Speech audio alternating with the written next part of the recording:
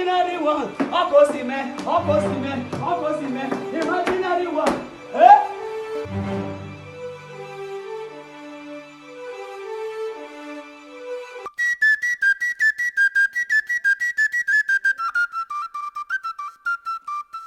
Onye na-ekwu ana m anụ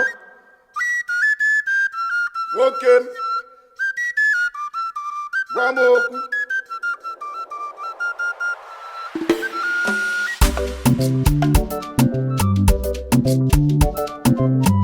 Aha, ekenere m unu ndị ọma njem ọnụ, ndị ọma nje eje mba, the imaginary ones. Egwu musika m kene unu ọkwanụ extraordinary lady na-ekwu gwa gezianụ m ntị n'ọnụ.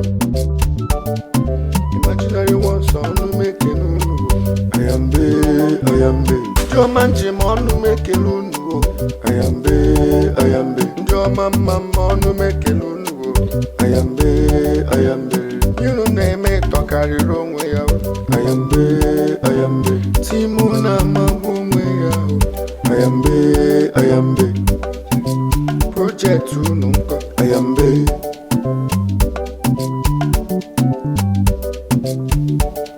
ọnụ m ekene unu ayambe imaginary ones ọnụ m ekene unu ayambe the only thing that makes him part of ayambe ebube dike ayambe drama ayambe ebube dike ayambe drama ayambe imaginary ones ọnụ m ekene unu ayambe the best project ọnụ m ekene unu ayambe the greatest team ọnụ m ekene unu ayambe savu na amaka ayambe ukegbu na amaka ayambe ihe unu na-eme ọtọka ayambe ekene ayambe imaginary ones ọnụ m ekene unu ayambe onye si ka o buru ekene bịanụ ayambe ọ bụkwa extraordinary lady nwanyị ọma ayambe gwana esienu ka o si amụ